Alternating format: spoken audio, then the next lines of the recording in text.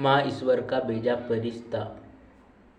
एक समय की बात है, एक बच्चे का जन्म होने वाला था। जन्म से कुछ क्षण पहले उसने भगवान से पूछा, मैं इतना छोटा हूँ, खुद से कुछ कर भी नहीं पाता, भला धरती पर मैं कैसे रहूँगा? कृपया मुझे अपने पास ही रहने दीजिए, मैं कहीं नहीं जाना चाहता।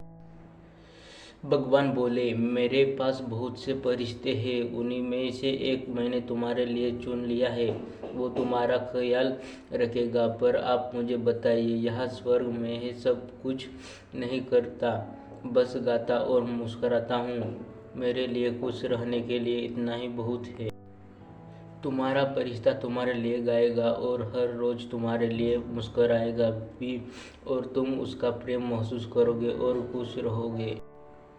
और जब वह लोग मुझसे बात करेंगे तो मैं समझूंगा कैसे मुझे तो उनकी भाषा नहीं आती।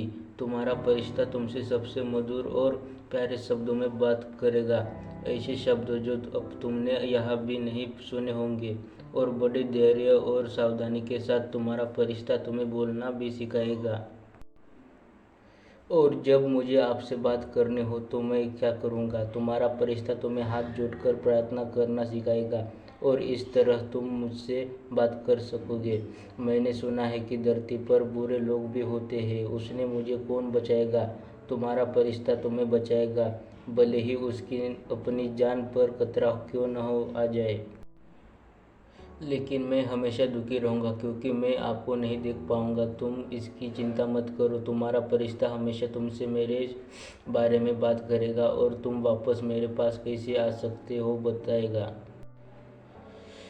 उस वक्त स्वर्ग में असीम शांति थी, पर पृथ्वी से किसी के खरहाने की आवाज़ आ रही थी। बच्चा समझ गया कि अब उसे जाना है, और उसने रोते रोते भगवान से पूछा, हे ईश्वर, अब तो मैं जाने वाला हूँ, कृपया मुझे उस फरिश्ते का नाम बता दीजिए। भगवान बोले, फरिश्ते का नाम कोई महत्व नहीं है, बस इतना जानो कि तुम उसे माँ कहकर पुकारोगे।